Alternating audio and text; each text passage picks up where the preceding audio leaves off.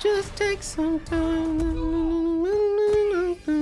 Supergirl, Woman of Tomorrow. It's the second DCU movie, a semi-follow-up to 2025 Superman, and a bit of a prelude to the upcoming Superman Man of Tomorrow. So I'm going to share with you my complicated opinion on this film, what I think really worked, what I really enjoyed about the movie, but also what I think really didn't work, and has me on the cusp of saying something that I almost never say, like ever, about a movie. So stay tuned for that. And of course, I also want to talk about an unwritten rule at DC Studios that really did hurt Superman 2025, a movie that I overall loved, but this rule, it really hurt that movie, and I think kept it from being as great as it could have been, and now that rule has returned to just absolutely butcher Supergirl, making what I think could have been one of the greatest comic book films of all time, just a fine yet super forgettable movie. And while I do have plenty of good things to say about the film, I do find myself wondering how on earth James Gunn, who I really like, how did he allow this to happen?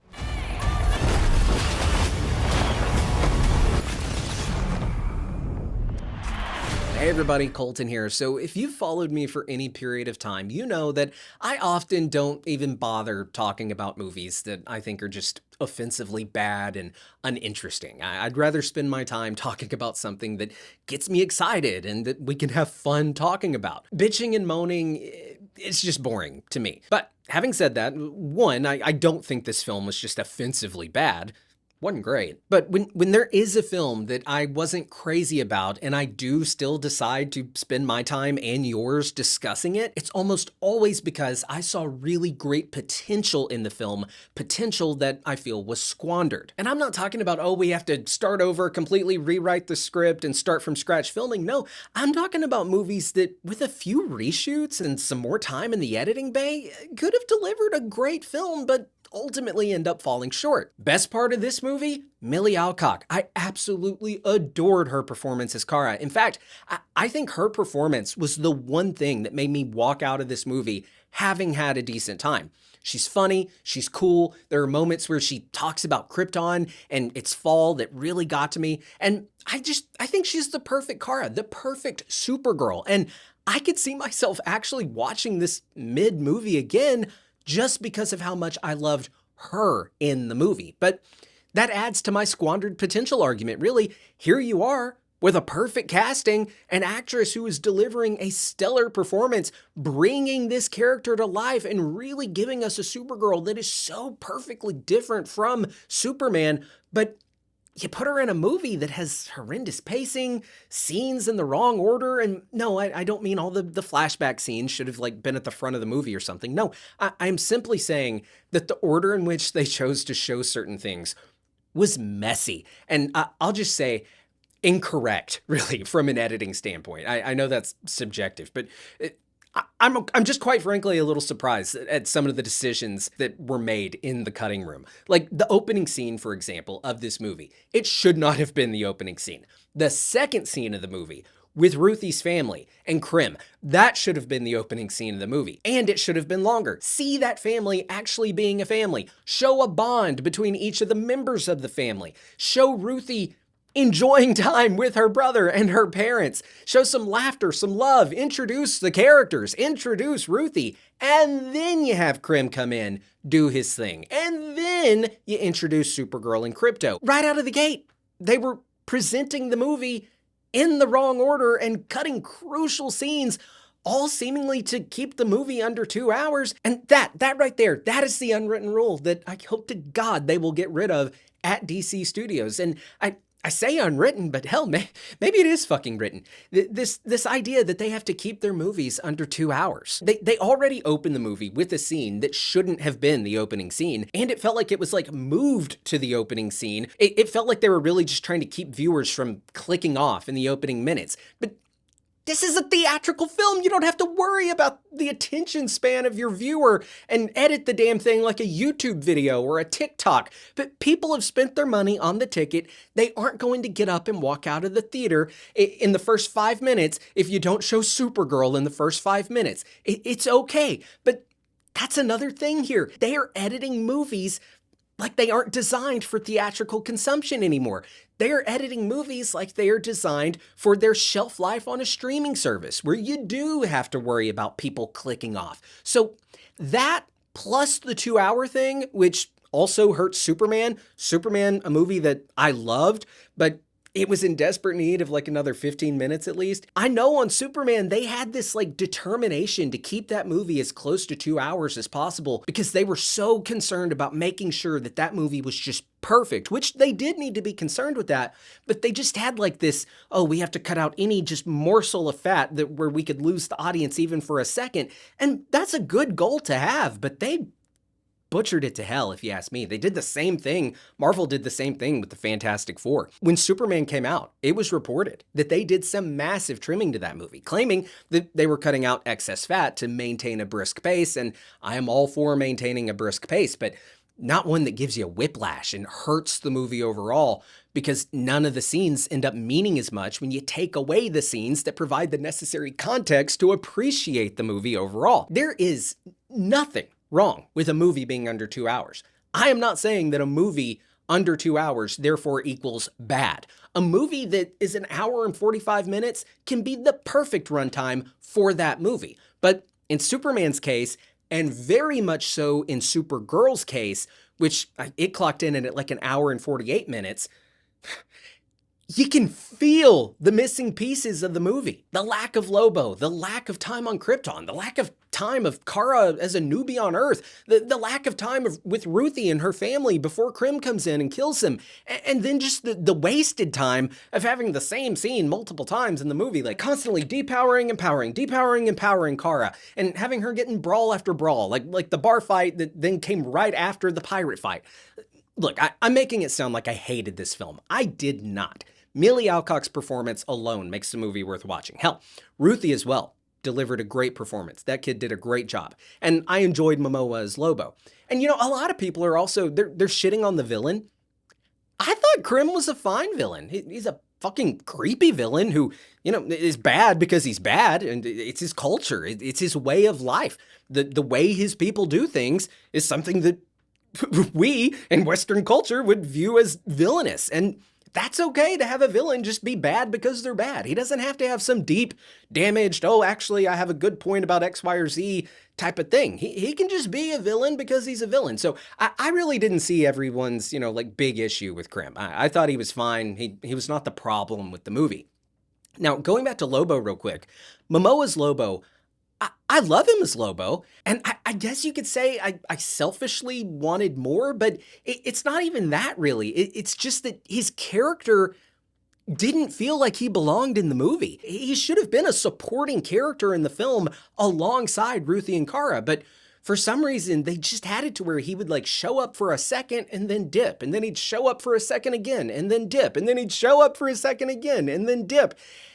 It was just really odd how they chose to include him in the film. I think Lobo could have and should have been there alongside Kara and Ruthie from like the second act onward. And it would have made the ending all the better when we see Kara like practically begging Ruthie not to kill Krim because she doesn't want Ruthie to have to live with that pain and that weight of taking a life and, you know, experiencing even more tragedy on top of what she already has so young. And then you could have Lobo there on the other side, like encouraging Ruthie to kill him and to take her revenge, etc. And then that makes it where you have Supergirl being very hope-filled and optimistic like her cousin, and then when she does convince Ruthie not to kill him and Ruthie walks away, yes, you still have Kara turn around and stab Krim in the throat, and you have Lobo look on approvingly, which they did do, and I thought that was great. But then if he had been more in the film and like actually been there with her when she did that, you could have him like question her hypocrisy, and that would have made the scene, I think, even better. You know, I've seen some criticize the ending and say it didn't make sense, the hypocrisy to it, and no, you just weren't paying attention. I'm sorry. If you think that, you weren't paying attention. Kara lives in pain. She lives life as a drunk in grief. She's not meeting the moment, and she's aware of that fact. She's a very self-aware character. She has gone through great tragedy, and so is Ruthie. But what Kara doesn't want is for Ruthie to be eternally scarred by her tragedy and, add to it by killing a man in cold blood. Kara is trying to spare Ruthie from all of that. It's kind of like how they say nurses. My mom's a nurse, and my mom always says, nurses are the worst patients. And it's true. When my mom's sick, she's terrible to take care of. Like, well, are you drinking fluids? No. Did you take your medicine? No. Nurses are the worst patients. And I think in some cases, Supergirl, who knows what is right and knows how to, spare yourself from these feelings of grief, she knows how to do that for others and save people, but she can't do it for herself. She can't save herself. And that is why Kara has no hesitation about killing Krim. That's who she is. It's not hypocritical. Kara knows who she is. She didn't try to say to Ruthie, oh, killing him is wrong. No, she's fine with him being killed, and she's fine with doing it herself. She just didn't want that for Ruthie. And I thought seeing Kara understand and admire her cousin's way of doing things, but also embracing her own way of doing things, that sets up for a very interesting dichotomy between these two characters with the whole he sees the good in people, I see the truth, and what we're going to get between them with Superman Man of Tomorrow, which James Gunn is writing and directing, and Supergirl has a big part in that movie, and I'm sure it's going to be great because, in my opinion, James Gunn, he's yet to make a bad movie. His Superman movie was fantastic. The Suicide Squad was fantastic. The Guardians movies, fantastic. Peacemaker, a show, not a movie, but fantastic. So I have confidence that Man of Tomorrow will also be fantastic. But therein lies the problem. Is James Gunn going to have to write and direct every movie he's overseeing as head of DC Studios in order for it to be great? Well, the obvious answer is, of course, no.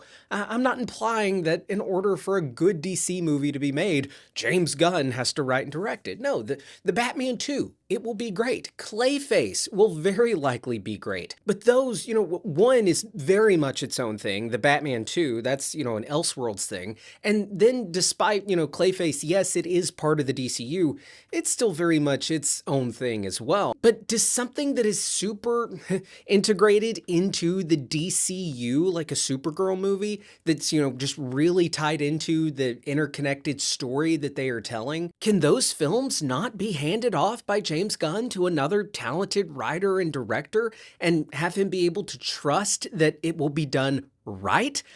That shouldn't be the case. We have seen Kevin Feige be able to make a plethora of films in the Infinity Saga of the MCU and had different writers and directors for each film, and it all worked and he oversaw the whole thing. But here's the difference between Gunn and Feige. Feige never writes and directs the films. He's the executive producer. He's the overseer, the big picture guy.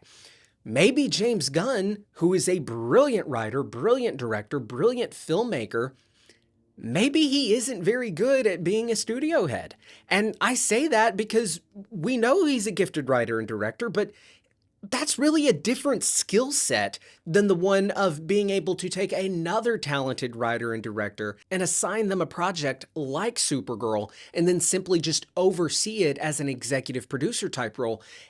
That's a different skill. And I, for the life of me, just don't know how James Gunn let this cut of Supergirl release. He is the big boss at DC Studios. And, while he wasn't the writer and director of this movie, he is a writer and a director, a gifted one at that. And he had the authority to go in there and do his job as the head of DC Studios and demand and coordinate and execute the necessary changes to this film. That's his job. And that's why having a gifted filmmaker like James Gunn in this role is exciting because, or at least we thought, he can pop in and give guidance and be the big picture guy for the movies that his studio is putting out, especially the ones that are really interconnected to this DCU, this new DC universe that he's overseeing. But I, as a huge James Gunn fan, feel like that Supergirl, this movie just kind of slipped through the cracks, and I feel like it fell victim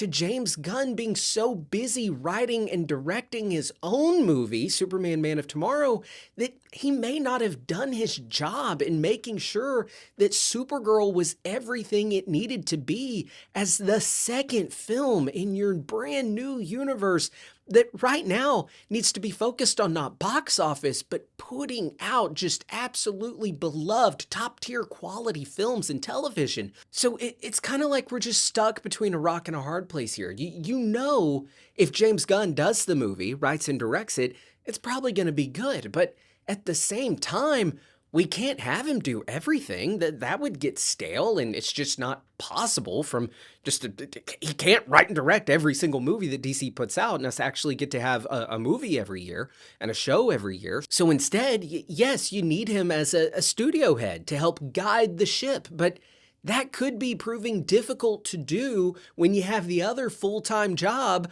of writing and directing a movie of your own. What Kevin Feige does as studio head is a full-time job. What the Russos do as directors over at Marvel, that's a full-time job. What writers like McFeely, who is writing Doomsday, co-wrote Endgame and I believe Infinity War, that's a full-time job. And here James Gunn is trying to do it all, and I'm worried that's not going to work. And I thought maybe it could because he had Peter Safran there with him. But look, if James Gunn can't be a writer, director, filmmaker for his own movies and also do his job as a studio head to make sure things like Supergirl that really needed to be great and instead was just fine, that's an issue. We need James Gunn there to make sure that everything they are putting out is at least really good. And I'm worried that that's not happening. So overall, I thought Supergirl was fine. I didn't hate it. I had a good time, but it was also very lacking. And what it was missing was just glaringly obvious to me. I was really hoping, that one of the greatest DC comics ever written would have a better film adaptation than what we got, especially a movie that's only the second chapter of this entire new DCU. I was just hoping for more. I was expecting more. It should have been more. And, I'm seeing a lot of pushback about the needle drop at the end with the just take some time. I liked that. My only complaint is that, and apparently James Gunn helped pick that needle drop. I thought it was a fine needle drop. It just would have been better if there was a reason for it to be that song, such as having Kara be introduced to Earth music earlier in the film in a flashback and have that be a song that she really liked and attached herself to and listened to a lot. That would have made the needle drop all the better. And maybe I missed that. Maybe they did go back and have that song playing through her Walkman or something, but I didn't catch it. So yeah, before we go, I do want to share with you what I teased off the top. The one thing that this movie had me feeling that I almost never feel, and that is me questioning whether or not this would have been better served as an HBO original series rather than a movie. I'm usually in the movie camp when it comes to, a discussion of if a character from a comic should get a movie or a show. Or with Star Wars, I think their single biggest mistake over at Lucasfilm in the Disney era was making the Obi-Wan series a series at all and not a movie. Characters like Superman, Wonder Woman, Batman, Spider-Man, Luke Skywalker, Princess Leia, those are characters that belong in movies and on the big screen, I think. And I think that Supergirl is certainly a character that could have been done well on the big screen, especially the Woman of Tomorrow comic. And I am stoked, again, for her to be in the Man of Tomorrow movie. But on the flip side of that, Supergirl is a derivative character. She is a character that had a far more prominent presence in pop culture through the TV screen. I was going to say the TV lens, but and I just can't help but wonder if this movie that is literally designed as a side quest, not super consequential type story, would it have been better served as a 6-part, the 6-episode series on HBO? You could have had an entire Krypton episode. You could have had an entire Metropolis episode, or have that been one episode and you're cutting back and forth between Metropolis and Krypton. You could have had Ruthie and Kara meeting Lobo and Ruthie having time with her family and explore Kara's pain more and her grief, just more time for everything. in a film that felt, as I talked about earlier, very rushed. This specific story that they told in this film, it just really felt like, hey, this is Supergirl, by the way. She's going to be a big part of the universe and part of the next Superman movie. And I wonder if that's what they were going for. I wonder if it would have been better as an HBO series like what they're doing with Lanterns. Because we know that Jon Stewart from Lanterns, he's going to be in Superman Man of Tomorrow. So maybe Supergirl would have been better served as an HBO series. I don't know. I mean, they damn sure shot it like something made for streaming. So anyway, I'm going to go. I've got stuff to do. My allergies are killing me. Let me know. You guys having some bad allergies? It's this time of year, dude. All right. I love you all. Let me know your thoughts on Supergirl down in the comments below. Overall, I thought it was fine. Not nearly as good as it should have been, though. And yeah, those are my thoughts. I've been Colton Ogburn. I'll see you next time. Bye.